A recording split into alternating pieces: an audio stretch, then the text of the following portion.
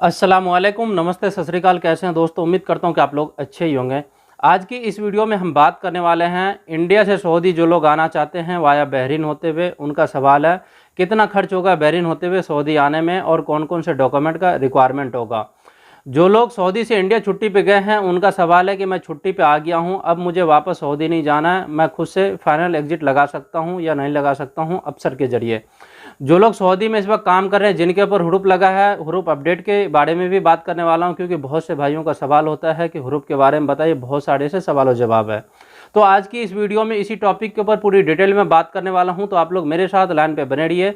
अगर मेरे इस चैनल पे आप पहली बार आए हैं तो प्लीज़ इस चैनल को सब्सक्राइब कर लीजिए, साथ ही बेल आइकन को भी प्रेस कर दीजिए ताकि मैं कोई भी वीडियो अपलोड करूं तो उसका नोटिफिकेशन आपके पास सबसे पहले आ जाए। सबसे पहले हम बात कर लेते हैं सऊदी इकामा हुरूप के बारे में। जो लोग इस वक्त सऊदी में काम कर रहे हैं उनका सवाल है कि मेरा इकामा हुरूप में लगा है, मैं किस तरह से इंडिया जा सकता हूँ।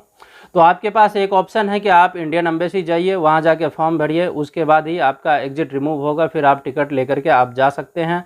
अगर आप इंडियन एम्बेसी के जरिए जाते हैं तो एक टिकट आपको देना होगा। अगर आप जेल में पकड़वा के जाते हैं किसी पुलिस वाले से तो आपको कोई टिकट का पैसा नहीं देना होगा, आपका फ्री में काम हो जाएगा। अगर आपके पास पासपोर्ट होगा तो आपके लिए ये थोड़ा प्रोसेस ईजी हो जाएगा। अगर आपके पास पासपोर्ट नहीं है तो थोड़ा टाइम आपका ज़्यादा लगेगा। जो जिनके ऊपर इस वक्त हुरूप लगा है उनका सवाल है क्या मैं यहाँ से पैसा इंडिया ट्रांसफ़र कर सकता हूँ या नहीं कर सकता हूँ। तो मैं आपको बता दूँ कि आप बिल्कुल ही पैसा ट्रांसफ़र नहीं कर सकते हैं। पैसा ट्रांसफ़र करने के लिए आपका इकामा वैलिड होना चाहिए। अगर आपका इकामा एक्सपायर है या हुरूप में डला है तो इस केस में किसी यार दोस्त के इकामा से आप पैसा अपने घर परिवार में ट्रांसफ़र कर सकते हैं। बहुत से भाइयों का सवाल ऐसा भी है कि मेरे पर हुरूप लगा है, क्या मैं खुद भी छुट्टी अप्लाई कर सकता हूं या नहीं कर सकता हूं। यह कफिल और कफाला सिस्टम ख़त्म हुआ, क्या ये सिस्टम में हमारे लिए कुछ लाभ है या नहीं है। तो मैं आपको बता दूं आपके लिए कोई लाभ नहीं है। ये लाभ उनके लिए है कि जिनका इकामा वैलिड है, जिनके ऊपर हुरूप लगा है। और इकामा हुरूप के बारे में अभी कोई भी अपडेट नहीं है कि आप लोग कब तक जा सकते हो, किस तरह से जा सकते हो। आपके पास यही दो ऑप्शन है, आप इन दो रास्ते को अपनाइए, उसके बाद ही आपके लिए कोई हल निकलेगा और आप वापस जा सकते हैं। अब हम बात कर लेते हैं जो लोग सऊदी से इंडिया छुट्टी पे गए हैं उनका सवाल है कि मैं छुट्टी पे आ गया हूं, अब मुझे फाइनल एग्जिट चाहिए और मैं वापस सऊदी नहीं आना चाहता हूं। इस केस में क्या है कि आपका कफिल या कंपनी जवाजात में जाके आपका फाइनल एग्जिट लगाएगा, वो पेपर आपको दे देगा, तो ये आपका फाइनल हो जाएगा। आप किसी भी नए वीज़े पे आ सकते हैं आसान तरीके से। अगर आप एक बार छुट्टी पे चले गए हैं और जाने के बाद अब आपके मन में ख्याल आता है और आप लोग मुझे कमेंट करते हैं कि मैं छुट्टी पे आ गया हूं, अब मुझे खुद से फाइनल एग्जिट लगाना है, क्या लगा सकता हूं। तो आज एक मेरा दोस्त है, वो मुझे फ़ोन किया, फ़ोन करने के बाद कहता है मुझे फ़ाइनल एग्जिट लगाना है। आज मैं उसका ट्राई किया हूँ फाइनल एग्जिट के लिए, तो सामने एरर इस तरह से आ रहा है क्योंकि इसका फाइनल एग्जिट नहीं लग सकता है। और फाइनल एग्जिट इसका तब लग सकता था जब वो सऊदी में था। बहुत से आदमी ऐसे हैं कि जब सऊदी से छुट्टी पे जाते हैं तो हंसी खुशी चले जाते हैं कि मैं छुट्टी जा रहा हूँ और नहीं आऊँगा। अगर आपको नहीं आना है तो आप अपने कफिल या कंपनी को बोल के जाइए मैं नहीं आऊँगा, फाइनल एग्जिट जा रहा हूँ, और फाइनल एग्जिट लगा दो ताकि मैं दूसरे वीज़े पे आ सकूँ। तो आप खास करके इन चीज़ का ध्यान दें कि अगर आप जा रहे हैं तो फाइनल बोल के जाएं, अगर आप आते हैं तो आप छुट्टी बोल करके जाएं, धोखेधारी में ना रहें। ये दिक्कत आपके लिए होगा, आप फिर इस कंट्री में नहीं आ सकते हैं कुछ टाइम के लिए, फिर आपको दूसरा कंट्री मूव करना पड़ेगा।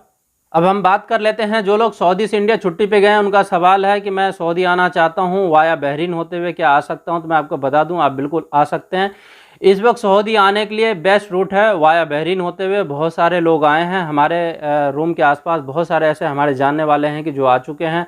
किसी का 5,000 रियाल खर्च हुआ है, किसी का 6,000 रियाल खर्च हुआ है। तो आप कम से कम 5,500 रियाल का एवरेज मान कर चलिए कि 5,500 रियाल आपका खर्च होगा। अब सवाल ये आता है कि कंपनी या कफिल आपके पीछे 6,000 रियाल क्यों खर्चेगा। अगर आप छुट्टी पे गए हैं, अगर आप पर्सनल हाउस ड्राइवर में हैं, आप अपने कफिल को बोलते हैं तो अगर उसका भी मूड होगा बुलाने का तो बुलाएगा, नहीं तो 6,000 रियाल का नाम सुन के वो भी पीछे हट जाएगा। अगर आपको नौकरी चाहिए तो आप अपने कफिल या कंपनी को बोलिए कि 6,000 रियाल खर्च है, वो पैसा दें। अगर वो तैयार नहीं होता है तो आप अपनी नौकरी बचाने के चक्कर में आप उसे बोलिए, जो खर्च आएगा वो 50-50 कर लेंगे। अगर आप चाहते हैं यहाँ पे दोबारा आना तो 50-50 करने में ही फ़ायदा, अगर नहीं करते हैं तो लॉस आपका है। आप 3 ईयर्स के लिए आप बैंड हो जाते हैं इस कंट्री में, आप इस कंट्री नहीं आ सकते हैं। 5,500 रियाल में क्या है कि आपका PCR टेस्ट और कोरोना टेस्ट वो सारा उसके अंदर इंक्लूड है। बहरीन में जो आप रहेंगे 14 दिन, जो आपका खाना का खर्चा है वो भी इंक्लूड है। सवाल ये आता है कि बहुत से भाइयों को ये सवाल है कि मैं कोविड-19 का वैक्सीन नहीं लगवाया हूँ, क्या करूँ। जो लोग इस वक्त बहरीन पहुँच चुके हैं कोई दिक्कत नहीं है, आप टेंशन मुक्त रहें। अगर आपने कोविड-19 का वैक्सीन नहीं लगवाए हैं, आप बहरीन सफ़र कर रहे हैं तो एयरपोर्ट पे हो सकता है इंडिया में आपको रोक दिया जाएगा। अगर आप एक भी डोज लगवा रखे हैं तो आपको आने के लिए दे दिया जाएगा। आप बहरीन आएंगे, बहरीन में आपका 14 दिन स्टे होगा, उसके बाद आपका कोरोना का टेस्ट होगा। टेस्ट होने के बाद जब आप सऊदी आएंगे तो सऊदी में 20 तारीख के बाद ये नियम लागू किया गया है कि 100% आपका क्वारंटाइन होगा। ये डेट भी क्लियर हो गया है कि 7 दिन आपको क्वारंटाइन में रखा जाएगा। पहले सेल्फ क्वारंटाइन था कि आप अपने रूम पे क्वारंटाइन कर सकते थे। अब आपको किसी होटल में या क्वारंटाइन सेंटर में आपको क्वारंटाइन होना होगा, उसके बाद ही आप रूम पे आ सकते हैं। अगर आपका फर्स्ट और सेकंड डोज कंप्लीट है तो आपका कोई भी क्वारंटाइन नहीं होगा, उसके बाद आप आ जाएंगे।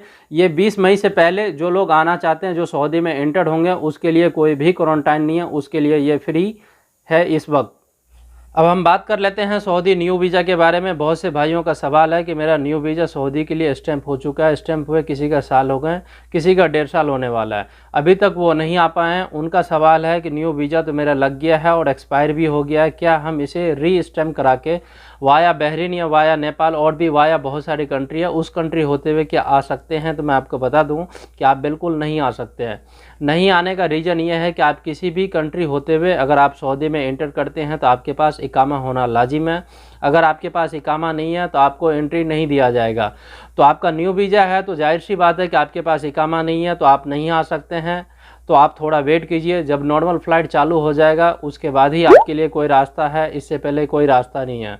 कुछ भाइयों का सवाल था क्या हम जो वीज़ा है अपना उसको रीस्टैंप करवा सकते हैं? तो रीस्टैंप आप बिल्कुल करवा सकते हो, इंडिया में रीस्टैंप हो रहा है।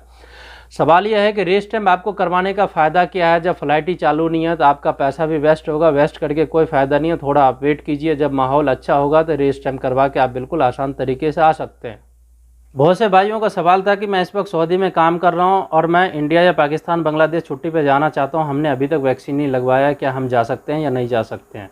तो आप बिल्कुल जा सकते हो, वो आपका मुल्क है, वो आपका देश है, चाहे वो इंडिया हो या पाकिस्तान हो या बांग्लादेश हो या नेपाल हो।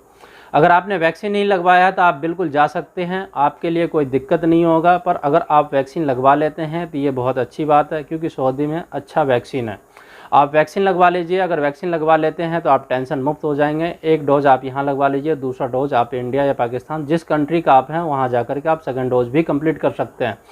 अगर आप दोनों डोज कंप्लीट कर लेंगे तो आप किसी भी कंट्री में वीज़ा अप्लाई करेंगे या फ़्लाइट के लिए एयरपोर्ट पे जाएंगे तो आपके लिए दिक्कत नहीं होगा, ये आपके लिए बहुत ही अच्छा और फ़ायदा होगा। तो आप जा कर के दोनों डोज कंप्लीट कर लीजिए। बहुत से भाइयों का सवाल है कि मेरा इकामा एक्सपायर है या मेरे ऊपर हुड़ूप लगा है। तो मैं आपको बता दूं, अगर आपका इकामा एक्सपायर है या आपके ऊपर हुड़ूप लगा है या आपके ऊपर कोई केस है, आप तो भी तवक्कलना अफसर और कोविड-19 का डोज लगवा सकते हैं, कोई दिक्कत नहीं।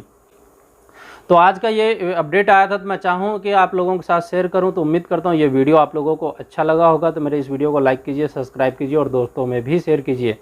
इस वीडियो के डिस्क्रिप्शन में मैं इंस्टाग्राम, ट्विटर का लिंक दे रखा हूँ, आप वहाँ जाके मुझे फॉलो कर सकते हैं। पर्सनली अगर आप मुझसे कांटेक्ट करना चाहते हैं तो वहाँ आप मुझसे सवाल कर सकते हैं, उसका मैं आप लोगों को जवाब दूंगा। तो यह आज का ये अपडेट बस इतना ही था। तो मिलते हैं आप लोगों से किसी नेक्स्ट वीडियो में, तब तक के लिए खुदा हाफिज़।